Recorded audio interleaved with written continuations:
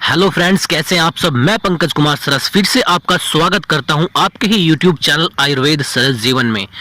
दोस्तों, आज हम एक ऐसे विषय पर बात करेंगे, ऐसे बीमारी के बारे में बात करेंगे जिनका आप आसानी से घरेलू नुस्खों के माध्यम से आप अपनी इस बीमारी का इलाज आसानी से कर सकेंगे। दोस्तों, यह बीमारी आजकल के बढ़ते पोल्यूशन और धूल मिट्टी के कारण और हमारे खान पान में आए बदलाव के कारण यह बीमारी निरंतर बढ़ती ही जा रही है। यह बीमारी बच्चों में, वृद्धों में, युवाओं में आसानी से आपको देखने को मिल जाएगी। दोस्तों, अगर यह बीमारी का हम इलाज नहीं करते हैं तो काफी परेशानियों का हमें सामने करना पड़ता है। मैं बात कर रहा हूं दोस्तों अस्थमा की बीमारी की, यानी कि सांस की बीमारी की। दोस्तों, हमारे आसपास में पोल्यूशन इतना ज्यादा है, फैक्ट्रियां बहुत ज्यादा हो गई हैं, खान पान में चीजें शुद्ध नहीं रही हैं, जिनके कारण हमें यह बीमारी आम होती जा रही है। दोस्तों, आज हम बात करेंगे आप घरेलू नुस्खों के माध्यम से अपने खान पान में बदलाव करके, कुछ चीजों का आप बचाव करके आप इस बीमारी को आसानी से ठीक कर सकते हैं और इस बीमारी से आप बचे रह सकते हैं। दोस्तों, आज हम आपको आयुर्वेद सरस जीवन चैनल में इसके बारे में पूरी की पूरी जानकारी देने वाले हैं, जिससे आप अपने आप को यह जानकारी प्राप्त करके स्वस्थ रख सकेंगे। दोस्तों, अक्सर होता क्या है कि अस्थमा के जो लक्षण होते हैं, उनके जो घरेलू उपचार होते हैं, लोगों को उसके बारे में नहीं पता होता है, जिसके कारण वो अपने आप को ठीक भी नहीं कर पाते हैं। दोस्तों, दम्मा क्या होता है? दम्मा एक फेफड़ों की ऐसी बीमारी होती है जिसके कारण व्यक्ति को सांस लेने में विशेष प्रकार से कठिनाइयों का सामना करना पड़ता है। यह फेफड़ों में वायु मार्ग से यह बीमारी संबंधित होती है, क्योंकि जब कोई भी व्यक्ति सांस लेता है तो उसको सांस लेने में दिक्कत होती है, परेशानी का उसे सामना करना पड़ता है।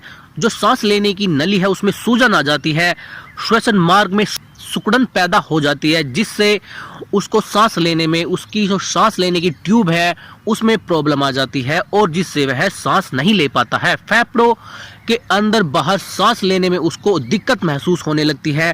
यह कारण हमारी सांस नली में और फेफड़ों में सूजन के कारण होता है। जब यह सूजन बढ़ जाती है और हमारे मांसपेशियों के अंदर चारों तरफ यह सिकुड़न कसाव में बदलने लगती है, जिसके कारण सांस नली छोटी हो जाती है और सांस लेने में हमें दिक्कत होती है।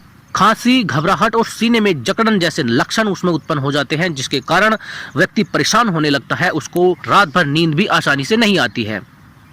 खांसी के कारण फेफड़े से कफ उत्पन्न होने लगता है, जिसको बाहर निकालना काफी कठिन हो जाता है व्यक्ति के लिए।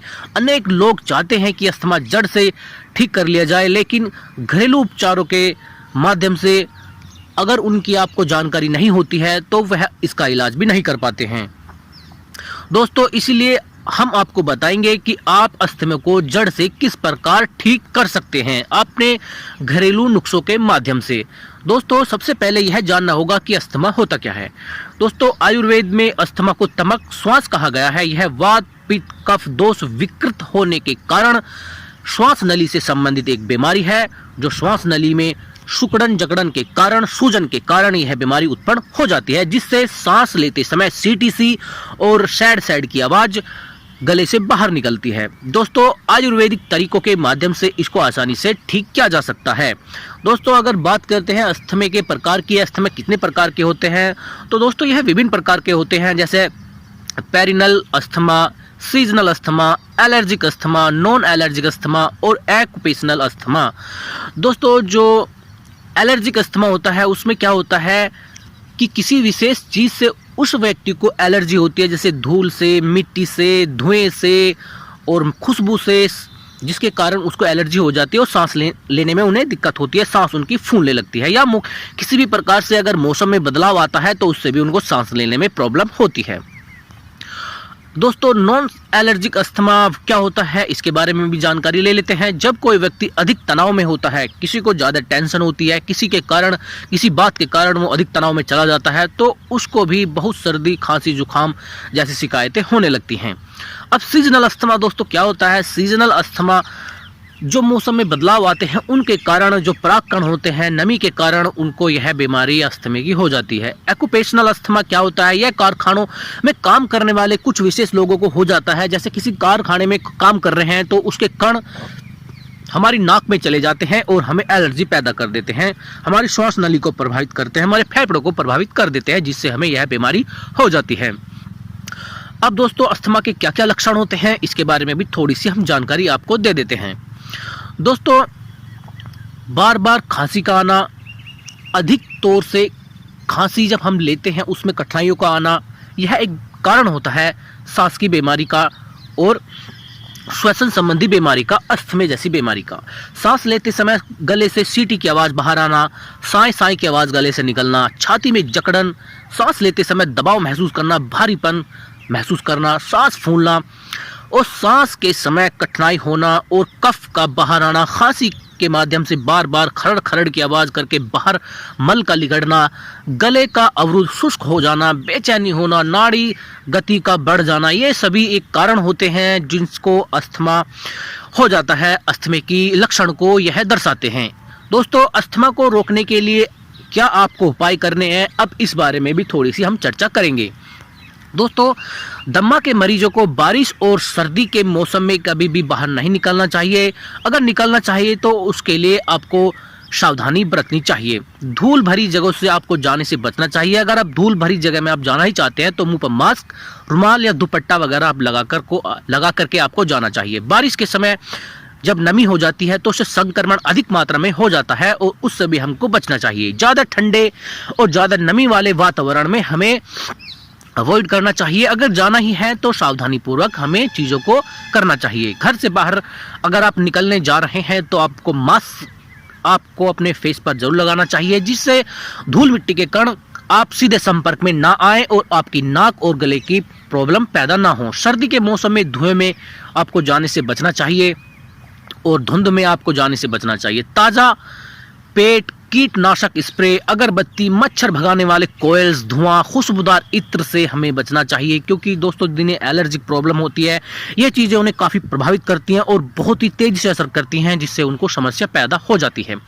इसके अलावा जीवन शैली और आहार में बदलाव लाने पर इन दमे को प्रभावित करने वाले जो भी कारण हैं उनसे हमें बचना चाहिए। दोस्तों अब हम बात करते हैं अस्थमा के लिए आहार क्या होना चाहिए, किन चीज़ों का खान पान हम अपने जीवन में अगर ऐड करते हैं तो हम अस्थमा से बच सकते हैं। दोस्तों अब हम बात करेंगे अस्थमा के उन घरेलू उपायों के बारे में जिनसे आप आसानी से इन चीज़ों से बच सकेंगे, जो जैसे फ्रेंड्स गेहूं, पुराना चावल, मूंग, कुत्थी, जौ, पटोल आदि का अगर आप सेवन करेंगे तो आप इससे आसानी से बच सकेंगे। दोस्तों अस्थमा के मरीजों को आहार में हरे पत्तेदार सब्जियों का विशेष रूप से शामिल करना चाहिए, जैसे पालक, गाजर विशेष रूप से अस्थमा में काफ़ी फायदेमंद बताया गया है। दोस्तों आहार में लहसुन, अदरक, हल्दी और काली मिर्च का अगर आप सेवन करते हैं तो यह आपको अस्थमा से लड़ने में काफ़ी आपकी हेल्प करता है, आपकी मदद करता है, आपकी रोग प्रतिरोधक क्षमता बढ़ा देता है, जिससे आपको इस तरह की समस्या का सामना करने से बच जाते हैं। दोस्तों अगर सुबह के समय अगर आप गुनगुना पानी पी करके सोते हैं और सोने से पहले अगर आप गुनगुना पानी पीते हैं तो यह भी काफ़ी फायदेमंद होता है। आप अगर शहद का सेवन करते हैं गुनगुने पानी के साथ तो यह भी काफ़ी फायदेमंद होता है। आपको यह विशेष रूप से ध्यान रखना चाहिए कि अस्थमा एक घरेलू उपचार करते समय भी इसका आप जो घरेलू उपचार होते हैं अगर उनका आप पालन करते हैं तो उनसे भी आप इनको चीज़ों को आप आसानी से ठीक कर सकते हैं। आपको इनको ठीक करने में आपको मदद मिलेगी। मछली, गरिष्ठ भोजन जो होते हैं, तले भुने भोजन जिन्हें हम कहते हैं, उनका आपको अवॉइड करना चाहिए, उन्हें नहीं खाना चाहिए। अधिक मीठा, ठंडा पानी, दही सेवन का आपको सेवन नहीं करना चाहिए। जो भी डेयरी प्रोडक्ट्स होते हैं आपको उन्हें अवॉइड करना चाहिए। जिनको अस्थमा की प्रॉब्लम होती है उनको दूध से बनी हुई चीज़ों का सेवन नहीं करना चाहिए। अस्थमा के रोगियों को प्रोटीन, कार्बोहाइड्रेट, वसा वाली चीज़ों का आप सेवन करना कम कर देना चाहिए। ये चीज़ें हमें काफ़ी परेशान करती हैं जिनको सांस संबंधी बीमारी होती। कोल्ड ड्रिंक, ठंडा पानी और प्राकृतिक आहार जो होते हैं हमें उनका ही सेवन करना चाहिए, जैसे कोल्ड ड्रिंक, ठंडा पानी, इन चीज़ों को हमें अवॉइड करना चाहिए। अंडे, मछली, मांस जैसी चीज़ों से अस्थमा में काफ़ी हानिकारक प्रभाव देखने को मिलते हैं। इन चीज़ों को हमें नहीं लेना चाहिए अगर हमें स्वस्थ रहना है। अस्थमा का सफल अगर आप अपना उपचार करना चाहते हैं तो आपकी जीवन शैली कैसी होनी चाहिए इस पर भी हम प्रकाश डालना चाहेंगे। दोस्तों जो प्रिजर्वेटिव होते हैं प्रिजर्वेटिव युक्त जो खाद्य पदार्थ होते हैं, जैसे कोल्ड ड्रिंक हुआ, आप इस तरह की चीज़ों का बिल्कुल भी आप सेवन नहीं करेंगे। जो भी मैदा से बनी हुई चीज़ें होती हैं, जो सड़ा कर बनाई जाती हैं, जैसे ब्रेड हुआ, बिस्किट हुआ, सभी तरह के बिस्किट हुए, आपको उन तरह की चीज़ों का सेवन नहीं करना चाहिए। यह चीज़ें काफ़ी हमारे श्वसन प्रणाली को, हमारे फेफड़ों को प्रभावित करती हैं और हमें सांस संबंधी बीमारियों को पैदा कर देती हैं।